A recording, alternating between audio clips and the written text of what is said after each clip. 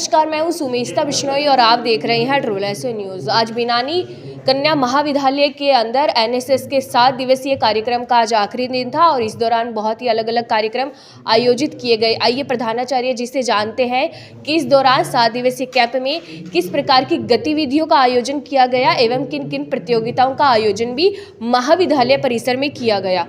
नमस्कार मैम, तो किन किन गतिविधियों का आयोजन किया गया 7 दिवसीय कैंप के दौरान? मैडम, हमारे यहाँ मेहंदी प्रतियोगिता, पोस्टर प्रतियोगिता, भोजन जैसे श्राद्ध प्रतियोगिता आयोजन किया। विशेष थीम हमारे मेहंदी में पोस्टर में रही कि स्वच्छता और नशा मुक्ति।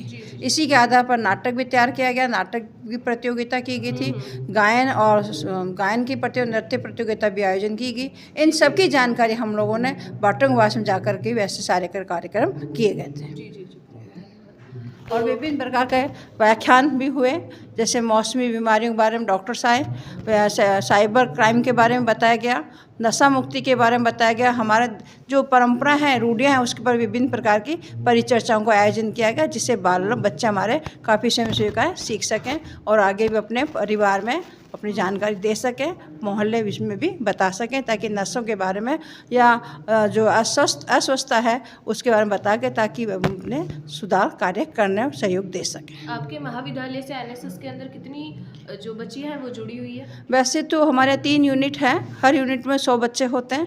ये विशेष शिविर है, इसमें 50 बच्चे हर पर यूनिट से 50 बच्चे लिए होते हैं। अभी 150 बच्चे हमारे कार्यरत का है। हमारे यहाँ से आरडी कैंप में भी बच्चियाँ गई हुई राष्ट्रीय सेवा योजना में। एक तो 2 महीने रह के जयपुर आ गई थी, दूसरी जो है राष्ट्रपति पैरेड में भी शामिल हुई थी 26 जनवरी को। किस वर्ष में? सर मैडम, वर्ष मुझे याद नहीं है, कि वैसे 2014 में गई है, एक शायद 9 में गई है, ऐसे कन्फर्म नेशनल थीम उसमें आरडी कैंप में। तो इसके अलावा डिस्ट्रिक्ट कोऑर्डिनेटर सर जी, तो आप बताइए कि एनएसएस जो है इसका मोटो क्या है, किस प्रकार से बीकानेर क्षेत्र के अंदर यह अपने आप को बहुत अच्छे से कार्य कर रहा है एवं ये किस प्रकार से बच्चों को बिल्डअप कर रहा है फॉर द न्यू फ्यूचर? देखो, जैसा कि आप सब जानते हैं कि राष्ट्रीय सेवा योजना में जो नेशन के जो इश्यूज़ हैं और जो हमारे सामने जो चैलेंजेस आ रहे हैं, उन चैलेंजेस को हम कैसे फेस करें। जैसे भी आपको प्राचार्य मैडम ने बताया कि साइबर क्राइम जो है हमारी समस्या है, उसका हम निराकरण कैसे करें। नशा मुक्ति जो है, नशा जो है बहुत ज़्यादा स्प्रेड हो रहा है युवाओं के बीच में, उसको कैसे रोका जाए।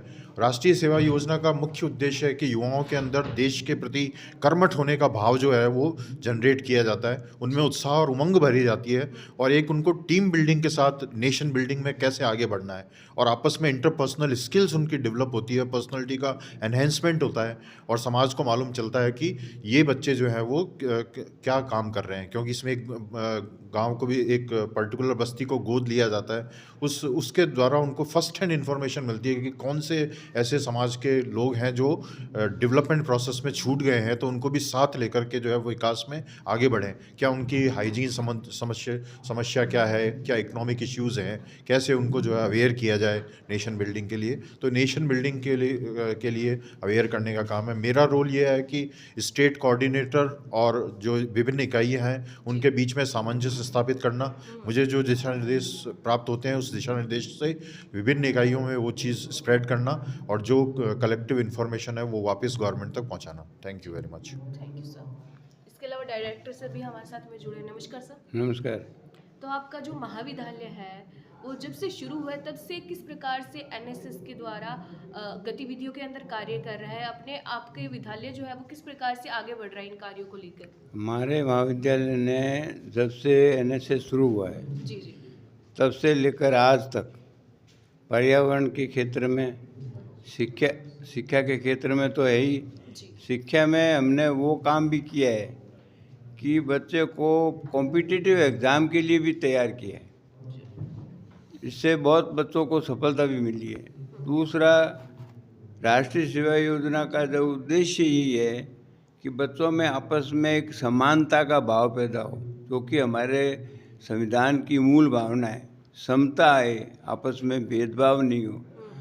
तो मुझे खुशी है कहने में कि हमारे फ्रेशर्स प्रोग्राम हुआ था, तो एक मॉमडन बच्ची है, नाम तो मुझे याद नहीं है, वो कुछ सुनी गई थी क्या, फ्रेशर में कुछ हैं, क्या सुनी गई थी वो। तो जब मैं नीचे उतरा तो मैंने उस बच्ची से पूछा कि उसके फादर भी आए हुए थे, तो मिस टैलेंट बनी थी, तो मिस टैलेंट बनी थी। तो मैंने उसको पूछा, बेटा तुम्हें कैसा लगा यहाँ पे। उसने कहा कि जैसा वातावरण है उस वातावरण में मैं यह महसूस करती हूँ कि मैं किसी भी और दूसरे धर्म की, और ज़्यादातर यहाँ बहुत संख्यक धर्म के लोग रहते हैं। ये इस महाविद्यालय की सबसे बड़ी उपलब्धि है कि हमने समता और समरसता की जो बात है उसको ज़्यादा से ज़्यादा प्रोत्साहित किया है। दूसरा, हम अपने बच्चों को ये मानते हैं कि ये हमारी लाइबिलिटी हैं, हमें इनके लिए जो कुछ भी करना पड़े। यदि कोई भी बच्चा जैसे आकर के, मैं चूँकि प्रबंध में हूँ, तो कोई आके कहता है कि सर मेरे को ये चीज़ चाहिए, तो हमारा ये उद्देश्य ये है कि यहाँ तो पढ़ने वाला चाहिए, किताब की कोई दिक्कत नहीं है, उसको किताब उपलब्ध कराई जाती है। जो भी किताब है कॉलेज उसको खरीद के देता है, वो अपना पढ़ के बाद में लौटा देता है। राष्ट्रीय सेवा योजना से हमने जैसा देखो, हमने फलदार पेड़ लगाए। पेड़ दो उद्देश्य से पेड़ लगाए, एक तो छाया हो, दूसरा फल भी मिले। तो हमारे यहाँ अमरूद का पेड़ है, आंवले का पेड़ है, कीनू का पेड़ है, मौसमी का पेड़ है, संतरे का पेड़ है, काला जामुन का पेड़ है। इतने सारे पेड़ हमारे लगे हुए थे। एक तो बच्चों को उससे पता लगता है कि पेड़, आम का पेड़ भी लगाया था लेकिन वो किसी वजह से मुरझा गया। वो सब इन बच्चों ने किया और आज वो बड़े बड़े पेड़ के रूप में खड़े हैं। आज की बड़ी तस्वीर में बस इतना ही। मैं सुमिता बिश्नोई, कैमरा में सुमित बिश्नोई के साथ में बीकानेर से। धन्यवाद।